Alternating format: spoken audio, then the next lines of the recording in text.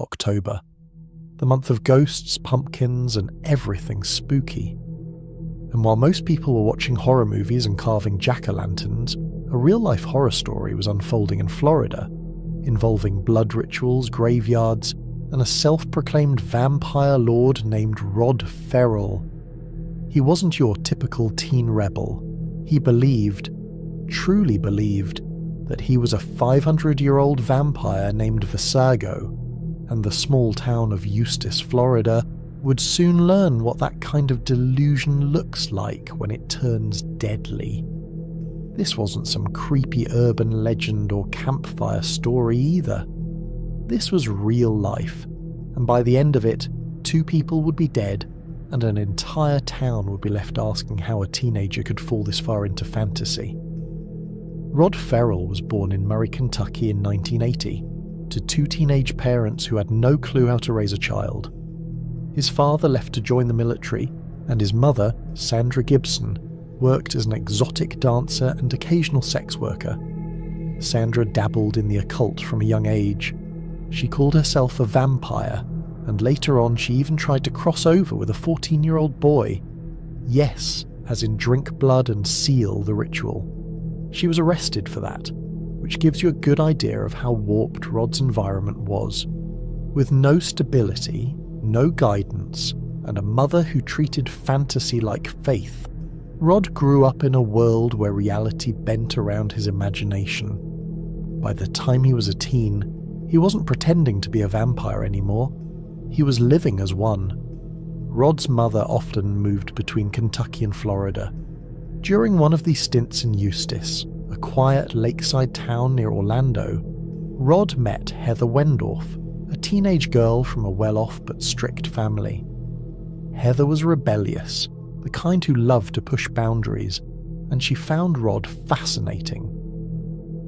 They bonded quickly over their shared love for Gothic culture, dark imagery, and everything anti-normal. He was mysterious, confident, and offered her an escape from her parents' rules. When Sandra broke up with her boyfriend, she and Rod moved back to Kentucky, separating the pair. But Heather and Rod stayed in touch through letters and long, expensive phone calls, and each message made their fantasy world feel more real, more intoxicating, more dangerous.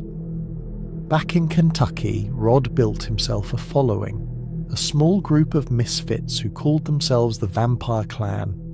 There was Scott Anderson, his best friend and right-hand man, Charity Kessie, his girlfriend, and Dana Cooper, an older friend who let them use her apartment for parties and rituals. They weren't just role-playing. They believed they had supernatural powers. They dressed in black, cut their arms, and drank each other's blood mixed with water, claiming it connected them forever. Their vampire hotel, a rundown building deep in the woods, became their hideout. But what started as Gothic escapism quickly turned into cruelty. Rod's group began vandalizing property, mutilating animals, and hanging out in graveyards. Locals whispered about satanic rituals. The sheriff just called them troubled kids, but the warning signs were already there. By late 1996, Heather was claiming her parents were abusive. She told Rod that her home life was a nightmare, that she was trapped and desperate to escape. Whether that was true or not, Rod saw himself as her savior. So, he and his clan, Scott, Charity, and Donna, piled into Scott's car and began the 800-mile drive to Florida. Their mission was clear: rescue Heather and take her to New Orleans, the city Rod called the home of real vampires. When they arrived, Heather met them in Greenwood Cemetery, the local haunted graveyard. There she took part in a blood ritual, officially crossing over into Rod's clan. But what was meant to be a fantasy escape would soon become a real-life horror. Rod and Scott decided they needed a car for the trip to New Orleans, and the only car that made sense was Heather's parents. On November 25th, 1996, they sneaked into the Wendorf home through the unlocked garage. Inside, Rod found a crowbar. He spotted Heather's father, Richard Wendorf, asleep on the couch, and in seconds turned fantasy into murder. He he beat Richard to death, fracturing his skull and ribs. When Heather's mother Naomi came out of the shower, Rod killed her too after she threw coffee at him. He claimed later he didn't mean to, but the evidence told a different story. The word vampire wasn't just a label anymore. It had become an excuse for pure violence. The group robbed the house, danced around the bodies, and sped off into the night, convinced they were untouchable. After the murders, the clan hit the road. 5 teenagers in a stolen Ford Explorer driving across states with almost no money. They bragged about what they'd done, even though not everyone understood the full truth. Eventually, Charity called her grandmother in South Dakota asking for money. Her grandmother, alarmed, called the police. Within hours, authorities tracked the group to a motel in Baton Rouge, Louisiana.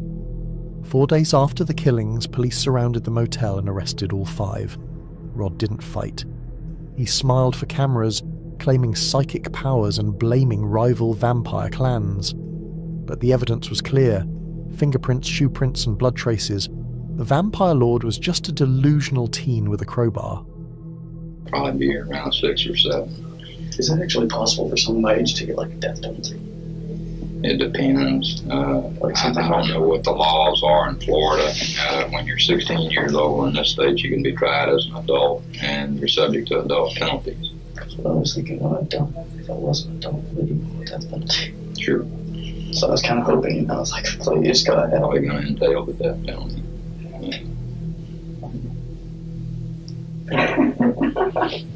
I'm sorry, this is just like a big fucking joke. My whole life seems like a dream, so... My childhood was taken away by it. I don't know whether I'm asleep or dreaming anymore, so... Whatever.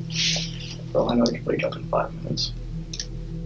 I can assure you it's not a dream. So it felt pretty good. Anything else you want to add? Got a question for y'all. Okay. Seriously think I'm fucked? Hard to tell. We can't guess the system. Rod was charged with 2 counts of first-degree murder. His defense claimed insanity, pointing to his warped childhood and his mother's influence. But the court wasn't moved. In 1998, he was sentenced to death, the youngest person on death row in America at the time. The judge called him a disturbed young man who had been failed by his family and society, but still responsible for his choices.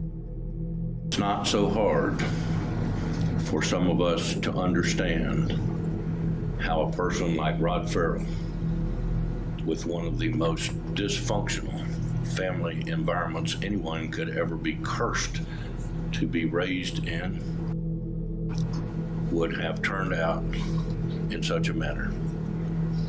In some respects, I think Mr. Ferrel's mother, Mrs. Gibson, should be on trial for some of this. At every stage of the way, she thwarted every attempt to find Mr. Ferrel the psychological help that he needed. Purposefully, advertently, she kept him from receiving the help that he so desperately required. Rod, I say to you, I think you're a disturbed young man. I think your family failed you. I think society failed you. Years later, his sentence was reduced to life without parole, while his clan members received lesser terms. Heather was released entirely, though many still believe she knew more than she ever admitted. Today, Rod Ferrel remains behind bars, still calling himself a vampire. And if there's one lesson here, it's this. Sometimes the scariest monsters aren't born from horror movies. They're created at home.